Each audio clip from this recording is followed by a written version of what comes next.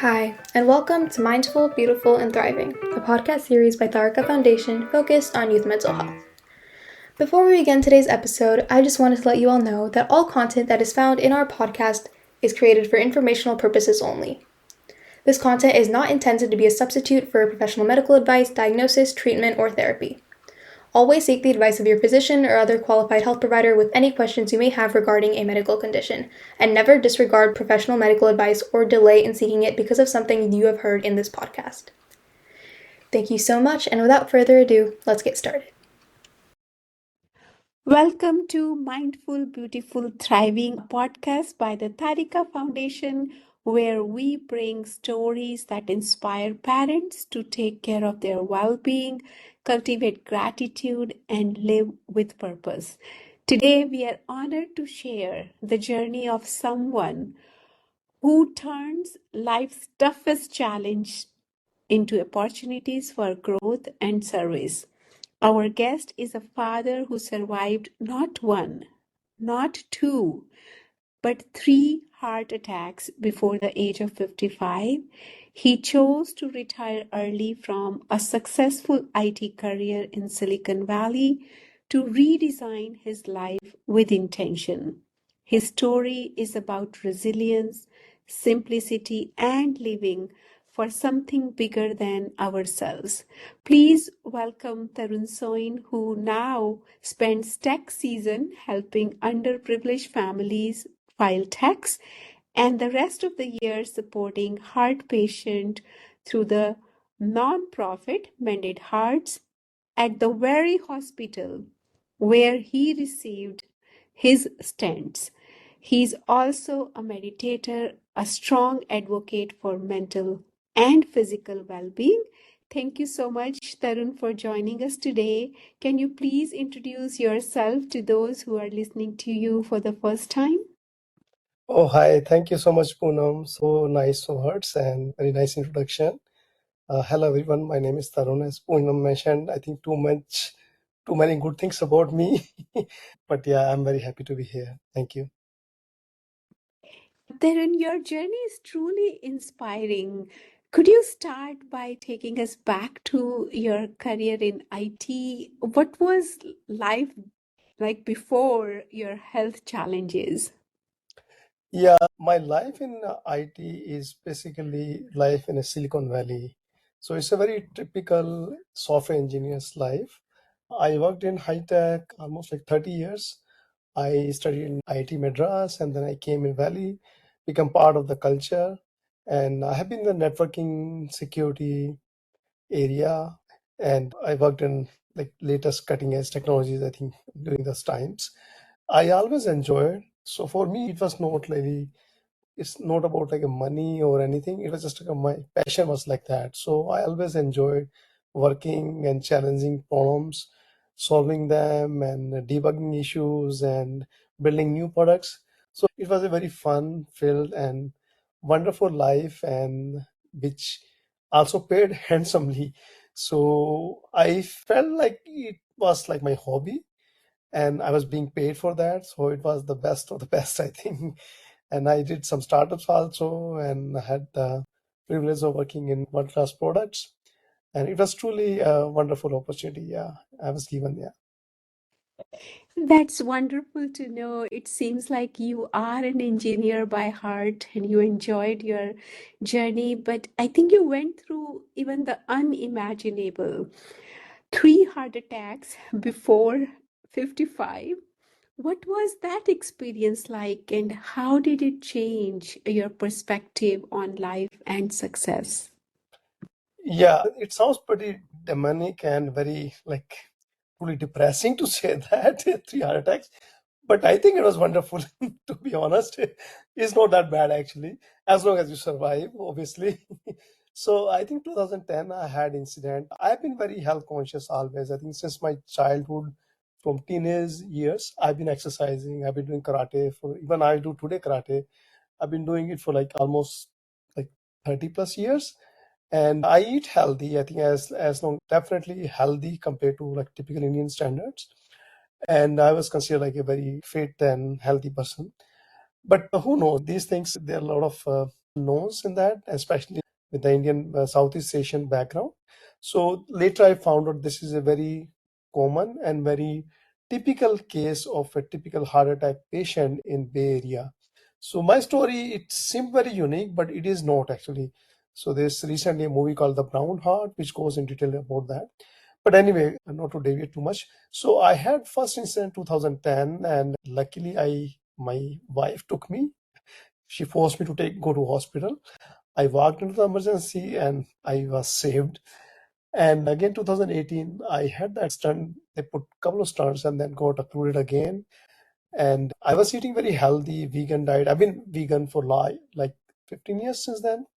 And I thought I could not imagine again this happening, but it happened again.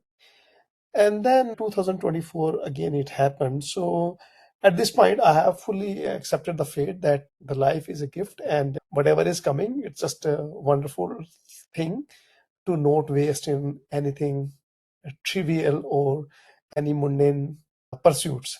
So I think it was overall in hindsight has been a wonderful opportunity to reflect back. And since my first heart attack, I think I explored Vipassana. I've been a Vipassana meditator since then. And that gave me a different perspective. So I feel I have changed and learned and grew a lot in the aspects which I value now. So for the last few years, I've been like always constantly trying to see what is this life all about. I don't want to just keep doing like everybody else is doing, because I know basically all of us are living on a borrowed time, right? So we have fixed lifespan. So I didn't want to go it waste just chasing some numbers or some like financial, some career, some like mundane goals. So that perspective I received by these heart attacks. And I would say that is true for most people who go through such life-changing events. And it generally turns out to be a blessing in disguise, which is exactly true for me. Thank you, Tarun, for sharing your inspiring story. What I'm learning is surviving health crisis can open the door to transformation, and you are living example of that transformation you just mentioned. So another question in my mind, as you're saying, you're not chasing any number, but many people in Silicon Valley strive for financial security, but often feel trapped in the grind, and you managed to step out early. What are the lessons you want parents listening to this podcast, how they can be financially mindful? Yeah, that's a wonderful question. Ever since I had my heart attack in 2010, I understood the fragility of life, and I, like everybody else, right, there's some responsibilities we have. I had young kids at that time. My spouse was there, and then there's a lot of things, a lot of unfinished things were there. So that after that incident, that prompted me to be on the path where I don't have to be enslaved by these corporate trappings or this culture of being working and just to sustain myself and not be able to enjoy or live life as I want to. So that was the biggest motivator for me. So that coupled with my personality, I grew up in a very humble background. So I did not have much. I had a kind of minimalist lifestyle. I wouldn't say minimalist in the sense, but it is pretty restrained and a very disciplined lifestyle. But with this emergency situation, that prompted me to go through, devise a plan so that, because stress is an important aspect, right? So I'm not saying that stress is the cause of the heart attack, or it is it is the sole cause of things, but definitely it plays a big part. I didn't really want to go on Monday morning, go to work and just be stressed out, and then Friday night and just try to celebrate because the week is over, just to because the stress is at least gone for next couple of days. So I want to get out of the rat race. So that was the biggest motivator. And in terms of numbers, if you're asking, so the most important aspect of financial freedom is the spending. So if you just like living with like Jones, keeping up with the Jones and trying to buy fancy cars, fancy houses, and fancy vacations, Yes, obviously you have to pay a price. So the price is the like lifespan is limited, right? So if you try to buy more toys for you, that lifespan you have spent more of that lifespan in working in an environment. If you enjoy that, there's nothing wrong. It's absolutely wonderful if you enjoy your work. But I also always enjoyed my work. But then after like almost 30 years of work, did not give me any more anything, nothing new it was adding. I was not growing. Every time at the end of the day, I was questioning my like, what did I do? Did I achieve anything? It was not fulfilling my soul. So that I think because maybe I'm in a Maslow's hierarchy. If you are already you have reached a point where your spending is not that much, and your expenses are being taken care by whatever the money or you have saved and invested properly, then I think you start getting these existential questions.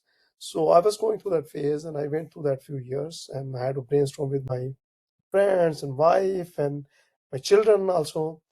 And then slowly, I think it just dawned on me that life is more than, I think, just to do a 9 to 5 job. So yeah, so I think coming back to your question, how the numbers, how the numbers make sense. So it's very simple actually. The people make it very complicated. It's not that. So if you have whatever you spend in a year, let's say, just be hypothetically, just make it very simple example. It's not real reflecting a real numbers, but let's say you count your all the expenses you have, and don't include the taxes in that for now. Just the basic expenses you have, and that let's say it comes out to be 100,000, just a ballpark number, just an easy number to work. So there is a retirement community. There is a rule saying that if you have 25 times of that saved, if you have 25 times of that, it's a 4% withdrawal rate. So if you have saved 25 times of that, then you can have a comfortable retirement for 30 years and you will never run out of money, provided you invest in a certain way. So that is just a ballpark, like a very thumb rule. And there are a lot of nonsense, but don't want to go over there. But point is, if you are spending or expenses are some number and you multiply by 25, that will get you, historically that has been proven by financial pundits and analysts, that 25 times of that you can basically live up to 30 years retirement without any issue. And now that spending can include your medical expenses, whatever like premium you're going to pay for that, and your grocery bills and your travel and everything. And the way it works is then you withdraw 4% every year and adjust with inflation. And provided you invest them in proper diversified global portfolio, it should sustain you. And 4% is a withdrawal that is guaranteed to work for 30 years. If you want to go like unlimited, if you have 3.5%, 3.25% withdrawal rate, you can basically, if you have that much money, you basically can live forever in the sense that you can never run out of money. So people, when they're working, they have to make sure that they are not wasting their life in making the next dollar or next like 100,000, next million, because that's not going to add any value to their life. But they are just taking the time. Time is your life, right? So you're wasting your life in chasing some dollars which are not going to add any value to you. So that's the important part. I hope I gave answer, but it's a little bit nuanced. I gave a little bit more. If you want more clarification, I can go more detail, but that's the general idea. And thank you so much, Tarun, for sharing that equation. I'm sure those who are intrigued by this conversation, they can find out more details on the internet. But my learning is living simply can create freedom and security, as you did in your journey. So, not wasting money on mundane things, but using mindfully. And as you explained to us, after a certain number, if you're chasing that dollar, maybe you are going to leave that money for your kids or grandkids because you're not going to be there forever to enjoy that money. So it's definitely makes sense to me, and I'm sure other listeners are also agreeing with me. But another question is coming to my mind. Not everyone is comfortable asking for help when life gets tough. So, did you ask for help about for your mental well-being? Did you seek any professional help? Any insights on that? Yes. So there's a lot of taboo in especially Indian community about mental health professionals. And I'm not exception to that. I also used to think that, yeah, you are weak person if you're asking like somebody to share your thoughts and your feelings and you need some support from anybody. But I noticed that I think it's a very wrong perception, especially like we have as an Indian growing up in India or most I think developing countries. The people think, oh, something's wrong with you. You're a crazy person. But since if you look at that, there's all the religions and all that, Babas and all that, right? All these temples are there. They're trying to actually solve the same problem. But the people in India or in like other places, they don't have access to health professionals, which are really needed. I'm a big supporter of these professionals. And personally, after a heart attack, generally people go through depression. It's like a very documented that almost like 50% people they go. I'm not sure exactly it's 50% or 25%, but it's a big number. So people go through mental health challenges because it's a life changing event. Fortunately or unfortunately, I didn't have to go through that, but I found Vipassana, and I think that was a channel I could get myself taken care. But recently, after my third heart attack, I have been contemplating this early retirement, fire, financially independent, retire early. But I was not sure whether this is the right step because, as you said, I just turned 55 today, this year. I was not sure is it because the mental health issue I'm not able to take the stress and try to bail out, or is it really the question of not really adding any value by working more? The corporate life I've just have seen all and done all, and I'm no more interested in the corporate world. And so, what's the reason? I just don't want to have that back of mind that okay, is it I'm trying to escape just because I have the money to afford to live? So I actually did talk to a couple of them, and it was a wonderful time and wonderful opportunity to reflect back. So I think, they help you through and they help you reason yourself, and as a mirror, they reflect back and they guide you. So it worked out great for me, and I did realize that I think the therapist she helped me make this difficult decision because believe me, this is the one of the toughest decisions anybody will make. So working is like a drug. We have been on the drug for almost everybody's on like 20, 30, 40 years. And who doesn't like a paycheck and a lifestyle and a schedule? Everything's laid out for you. All you have to just do is just show up in the morning and check out in the evening and just keep repeating this cycle, rinse and repeat for 30, 40, 50 years. So to break that cycle, it takes a lot of courage and takes a lot of guts and it takes a lot of introspection. Was not sure is it because genuinely I want to do that, and I heard stories about that, especially from Indian background, that our parents they just keep on working, and we heard stories, right, horror stories that people they die after they get depressed after like leaving work.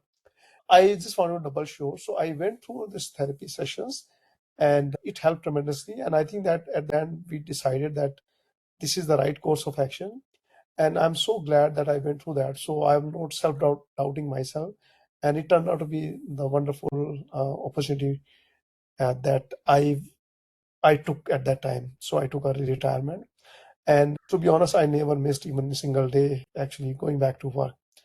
Yeah, so I enjoyed work, I enjoyed company, I enjoyed my managers, my colleagues, my like friends in work.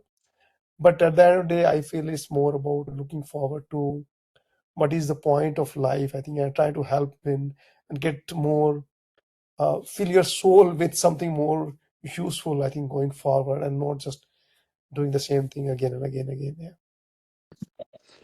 Thank you. Thank you so much, Tarun, for sharing your experience of seeking professional help. So, my learning is therapy and support are powerful tools, not weaknesses, as you were explaining in your journey. And you defined it beautifully.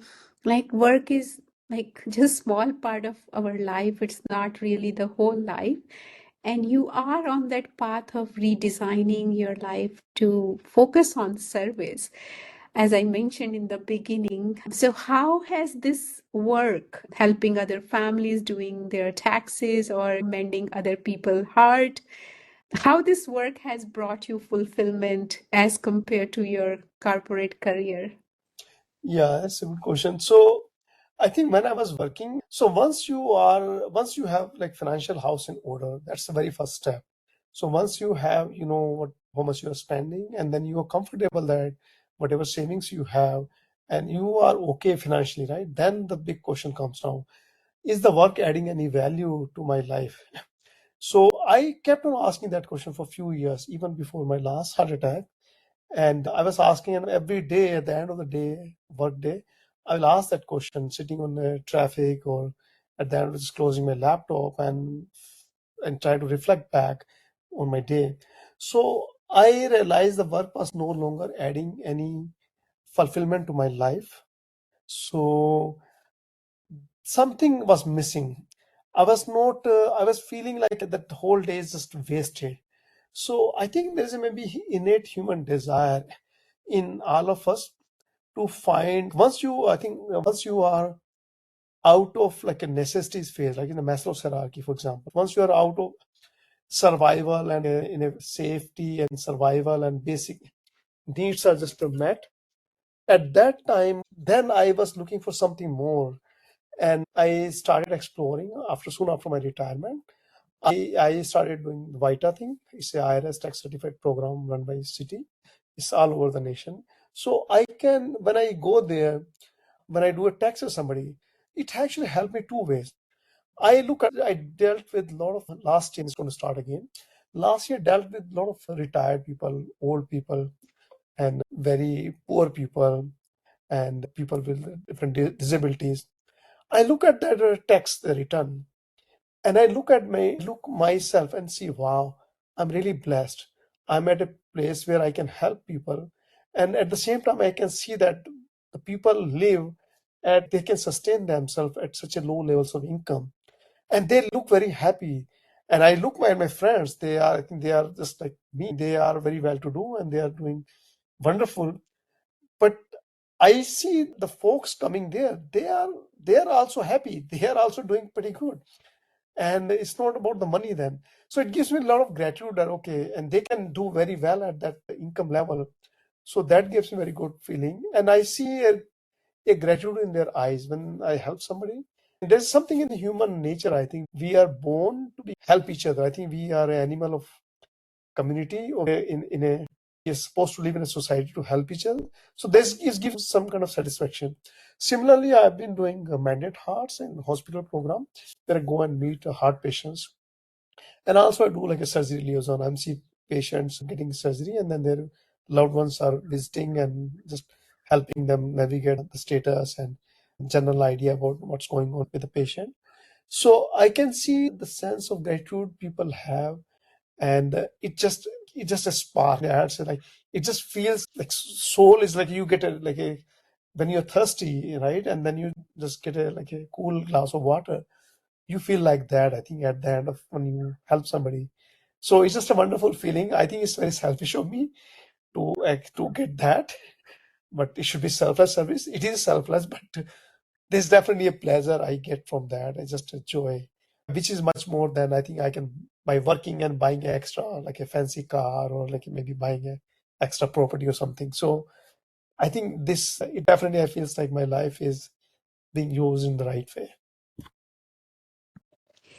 That is so beautiful, Tarun, what you just mentioned. Yes, money can buy you comfort. You need money to pay your bills and sustain you, but more money cannot bring you that joy, what you explained. Giving is receiving, as you are telling us, contributing beyond your job. As you were saying, in the corporate world, you were doing a job, but now you are adding meaning to your life. That is so beautiful and inspiring. One more question in my mind for parents listening to us who juggle careers, life, and health. What advice would you give to them for leading a life of purpose? As a parent, I think I'm myself parent. I have two grown up children, and they are I think on their own now. I think I'm empty nester.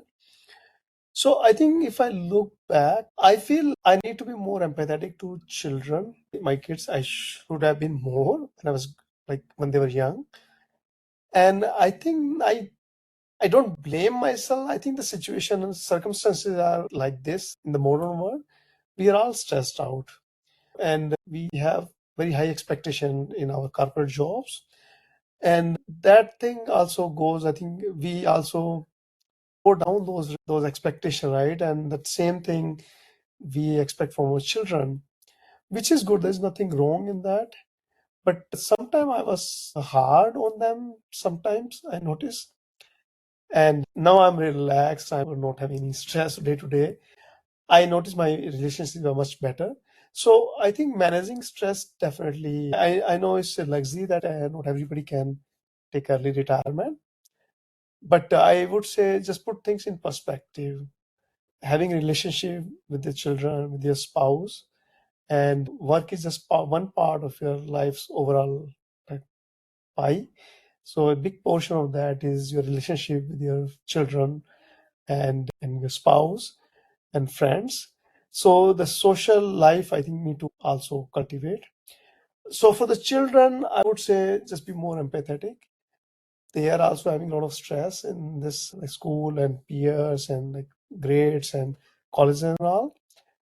And now in the hindsight, I noticed that it was unnecessary. So if I had not put that much stress on them, I would have less stress on me. I would have had better relationship with them. Yeah, I have a wonderful relationship, but it would be even better, and they would even perform better. So I think they are looking for they are looking for love and there's no criticism, and they are looking for unconditionally support from you, irrespective whether they're getting grade or no.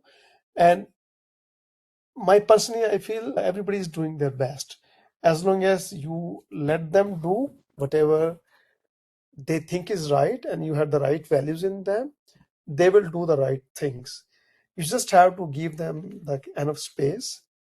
And if they want to do some mistakes, that's okay. It's fine to let them do mistakes because the price of mistake goes very high when they're doing that mistake in their 40s and 50s. So it's okay to let them do some mistakes. Be more tolerant, be less judgy, and more more friendly with them, and more understanding of what they are going through. I know it's a long-winded answer, but that I think I feel that's so. I have a wonderful relationship with them now. I'm very friendly with them. They call me and they talk to me, and they look forward to that. So that's it's a wonderful, I think, to have that children and who wants to call you and spend time with you. Thank you, Tarun. It seems we can have another podcast with you where you can share more details about parenting tips as you're reflecting on your journey. But what I'm learning from you is definitely you are the parent for your kids, but you don't own them. They are individuals, they have their own journey. As a parent, we just need to be on the passenger seat, support our kids, love them unconditionally, provide them that safe space to do mistakes. It's okay to do mistakes, learn from those mistakes. So thank you so much for sharing your incredible journey of resilience and reinvention. Your story reminds us that thriving doesn't mean avoiding storms. It means learning to dance in the rain and finding joy in serving others. To our listener, may this conversation inspire you to take care of your health, seek support when needed, and live with gratitude and purpose.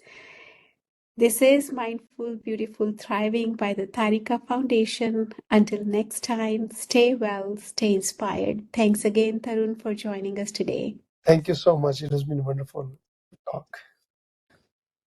Bye. You are listening to Mindful, Beautiful, and Thriving, a podcast series by Tharaka Foundation. As part of our youth series, we will be releasing new episodes every month, so make sure to continue to check those out. We hope you enjoyed this podcast, and we thank you so much for listening.